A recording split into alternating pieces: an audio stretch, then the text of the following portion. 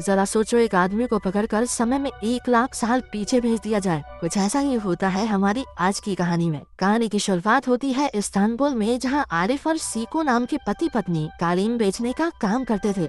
एक दिन आरिफ का पुराना दोस्त लोगर अपने चेले के साथ उसकी दुकान पर आया और कहने लगा कि बहुत कमाल की चीज उसके हाथ लगी है। लेकिन जब वो आरिफ को वो चीज दिखाने ले गया तो उसने धोखे से आरिफ को कैद कर लिया। असल में ये लोगर की चाल थी ताकि वो आरिफ की पत्नी को चुरा सके। वो कमाल की चीज असल में एक टाइम मशीन है। लोगर ने बहुत आधुनिक तकनीक के इस्तेमाल से अपना शरीर हूबहू आरिफ जैसा बना लिया और कहने लगा कि अब आरिफ की पत्नी उसकी हो जाएगी। जब आरिफ ने उसे बुरा भला कहा तो लोगर के चेले ने टाइम मशीन का बटन दबाकर उसे 10 लाख साल पीछे भेज दिया। कुछ पलों में ही आरिफ 10 लाख साल पीछे पहुंच गया, जहां डायनासोर अभी भी जिंदा थे। वहाँ पर घूमते फिरते उसे कुछ जंगली बंदर दिखाई दिए। उसके पास कोई चारा नहीं था, इसलिए वो बंदरों के साथ रहने लगा और उन्हें सिखाने की कोशिश करने लगा ताकि वो जल्दी इंसानों में बदल जाए। कई महीने बीत गए और सर्दी के मौसम में जब आरिफ हल्का होने गया तो हल्का होते होते उसका पेशाब हवा में ही जम गया। वहाँ इतनी ठंड थी जितनी आज के समय शायद एंटार्क्टिका में ही होती हो। इस नई दुनिया में आकर आरिफ बहुत बोर हो रहा था तो वो कुछ भी उलझुल हरकतें करने लगा। बदकिस्मती से इतने महीनों की कड़ी मेहनत के बाद भी वो बंदरों को कुछ नहीं सिखा पाया। उसने हिसाब लगाया कि इनके साथ रहा ना तो मैं भी बंदर ही बन जाऊंगा। इसके बाद वो जंगल में इंसानों की खोज में निकल पड़ा। अचानक रास्ते में उसका सामना एक खूंखार डायनासोर से हो गया जो गुस्से में दहाड़ रहा था। आरिफ की तो फटके चार हो गई, लेकिन फिर उसने देखा कि ये डायनासोर एक माँ है जो अपने अंडों की रक्षा कर रही है। आरिफ तुरंत पीछे हट गया और इससे खुश होकर डायनासोर ने उसे शहद का एक डब्बा दिया। इससे पहले वो उसे खा पाता उसके पीछे एक भयानक मधुमक्खी पड़ गई और उसने आरिफ को काट लिया। आरिफ अपनी जान बचाकर भागा और जाकर एक पेड़ के पीछे छिप गया, लेकिन दंग की वजह से वो बेहोश होने लगा। तभी पेड़ पर उसने 2 आदिवासियों को देखा जिन्होंने उस पर जहरीला तीर चलाकर उसे बेहोश कर लिया। जब आरिफ की आँख खुली तो वो एक गुफा में था जहाँ कई आदि मानव अजीब से भजन गा रहे थे। दरअसल ये लोग अनजान आदमियों पर भरोसा नहीं करते थे और थोड़ी देर में उसे मारने वाले थे। न जाने कैसे पर आरिफ को उनकी भाषा आती थी और उसने उनके लीडर दिमी को समझाया कि वो भविष्य से आया है। अचानक वहाँ दुश्मन कबीले ओरिजियंस ने हमला कर दिया। उनके लीडर का नाम कारगा था और वो लोग दिमी के कबीले को काफी तंग करते थे। इस बार कारगा एक खास पूजा के लिए उनके कबीले के 3 सबसे ताकतवर आदि मानव ले जाने आया था। बदकिस्मती से उसने आरिफ को भी चुन लिया। जब आरिफ ने इनकार किया तो कारगा उसे जहरीले तीर से बेहोश करके अपने गाँव ले गया। रास्ते में तासो नाम के एक आदमी का सर पत्थर से टकरा गया और वो अपने घोड़े से गिर पड़ा, जिससे उसकी बाजू की हड्डी टूट गई। कारगा तो उसे वहीं दफन करने लग गया जैसे कि वो मर गया हो। तब तक आरिफ जाग गया और उसने फटाफट जाकर उन्हें समझाया, अरे सालो ये मरा नहीं है। फिर उसने जैसे तैसे जुगाड़ करके तासो की हड्डी पर प्लास्टर बांध दिया।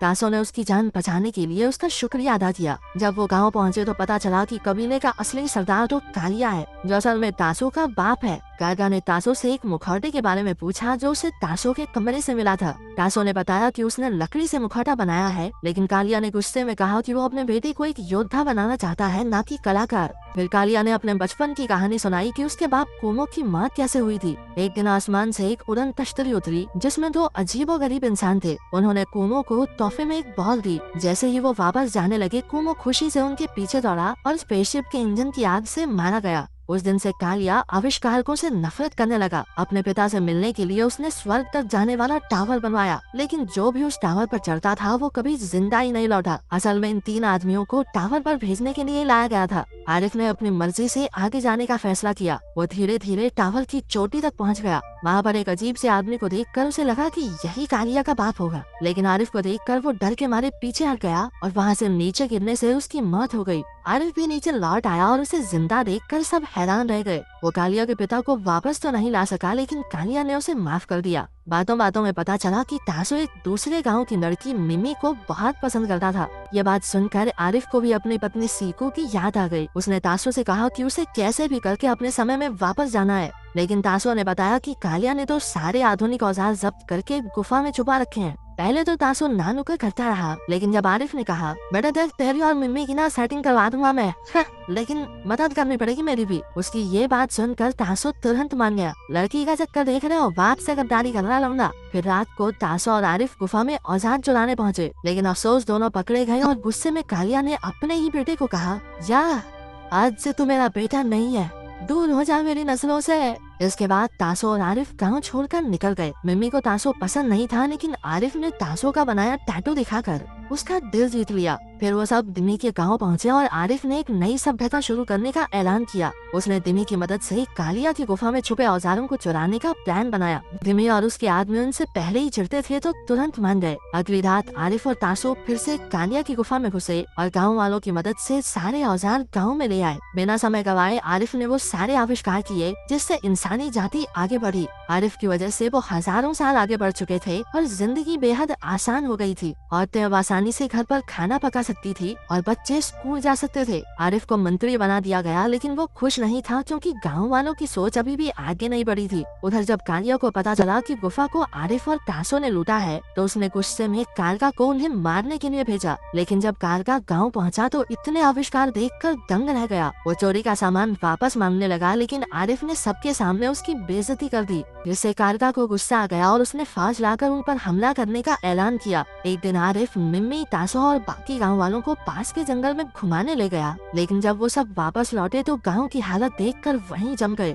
कालिया के आदमी पूरे गांव को तबाह करके सारा सामान ले गए थे। इन लड़ाइयों से तंग आकर आरिफ ने कालिया के पास जाकर 6 लोगों के फुटबॉल मैच की चुनौती दे दी। अगर उसकी टीम जीती तो कालिया को सारा सामान वापस लौटाना होगा और अगर वो हारा तो वो कालिया के पिता को वापस लाने के लिए सबसे लंबा टावर बनाएगा। कालिया एक पल में मान गया। असल में वो लोग काफी समय से कुओं की याद में बॉल से खेलते आ रहे थे, इसलिए कालिया को टीम बनाने में कोई प्रॉब्लम नहीं आई। उसने 6 सबसे चुस्त और ताकतवर खिलाड़ी चुन लिए। उधर आरिफ के गांव वालों ने तो फुटबॉल का नाम पहली बार सुना था। तभी मिमी ने बताया कि गांव में कुहारा नाम का एक आदमी रहता है जो पहले गोलकीपर हुआ करता था। उसने एक ही मैच में 8 गोल मारे थे और फिर उसने खेलना छोड़ दिया। आरिफ ने उसे टीम में लेने की बहुत कोशिश की, लेकिन वो नहीं माना। आखिरकार बिमी गोलकीपर बनने को तैयार हो गया। आरिफ और तासो स्ट्राइकर बन गए और बाकी के खिलाड़ी भी यूं ही चुन लिए गए। इसके बाद उनकी कड़ी ट्रेनिंग शुरू हो गई और सारी औरतों ने मिलकर उनके लिए जर्सी बनाई। कुछ ही दिनों की प्रैक्टिस के बाद आरिफ की टीम बढ़िया तरीके से खेलने लगी। जल्द ही मैच का दिन आ गया।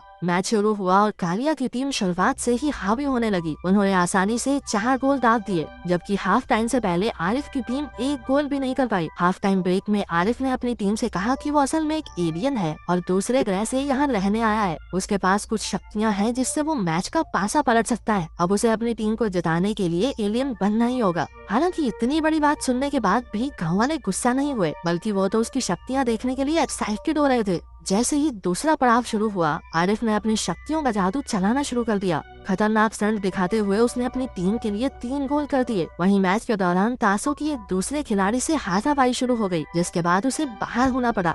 दिमी के भी एक हाथ में चोट लग गई और अब वो आगे नहीं खेल सकता था। अब एंट्री हुई कुहारा की, जिसने गोलकीपर की जगह संभाली। उसने लोहे की दीवार बनकर हर गोल रोक दिया। अब मैच खत्म होने में कुछ ही पल बाकी थे और आरिफ ने हवा में उड़ते हुए जबरदस्त शॉट मारा और ये गोल। आखिरकार आरिफ की टीम जीत गई और गाँव वाले खुशी से नाचने लगे।